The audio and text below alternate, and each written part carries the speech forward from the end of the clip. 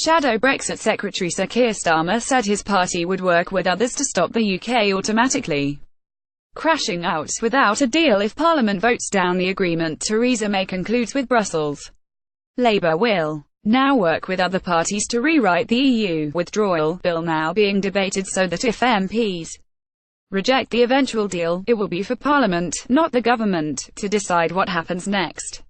Labour's preference would be to order the government back to the talks table to seek a better deal, he said. Pro-Brexit Labour MP Kate Hoey hit back. The EU negotiators will be delighted that the Labour Party seems to be saying that no matter how bad the deal the EU offers they would never walk away. GETTYShadow Brexit Secretary Sir Keir Starmer was at the heart of debate. This does not seem a sensible position for the UK government to adopt. I want to see our government stand up to the EU.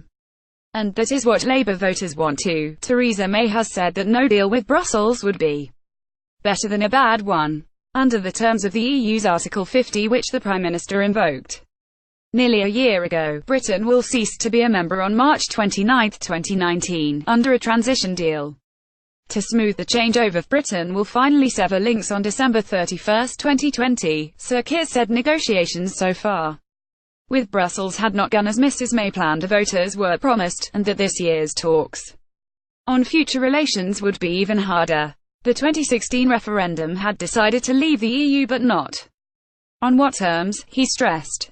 Parliament has been promised a meaningful vote on the final Brexit deal with the EU. Getty negotiations have not gone as Theresa May had promised, said Mr Starmer, but Sir Keir said it would be totally unacceptable for it to be a simple choice between backing the agreement and leaving without one. If Parliament rejects the terms of the Prime Minister's deal, that would not give her license to crash out without an agreement, Sir Keir told an audience in Birmingham. Far from it, that would be the worst of all possible worlds, a disaster for businesses and working people, a disaster for citizens in the UK and the EU, a disaster for Northern Ireland. Unthinkable. Labour would now work with others to seek to amend the EU withdrawal bill to strengthen the terms of the meaningful vote and ensure Parliament, not the government, decided the next steps if Mrs May's deal was defeated.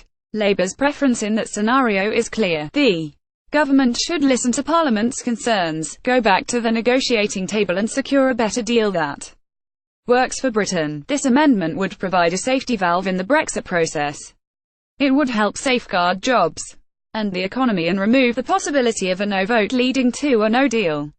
It would bring back control to Parliament. The former Director of Public Prosecutions added that Labour will also table an amendment to the EU withdrawal bill to prevent any new checks, controls or physical infrastructure between Northern Ireland and Ireland, to provide a legal guarantee of the promise of no hard border after Brexit. On Friday, Northern Ireland Secretary Owen Smith was sacked by Jeremy Corbyn for advocating a referendum for voters to decide on the final EU deal, in defiance of official current Labour policy. Getty David Campbell Bannerman accused Labour of cynical manoeuvring. Conservative MEP David Campbell Bannerman said of Sir Keir's latest intervention, "This is utterly cynical manoeuvring by Labour once again. The meaningful vote must be between the deal the government negotiates with the EU and a no-deal World Trade Organization rules arrangements such as that with the USA, China and India. You can't negotiate by amendment after amendment. The British people will not accept any more manipulation of the referendum result by Labour and its fifth column of EU apologists. Are they serving the UK or serving the EU superstate? They must decide once and for all."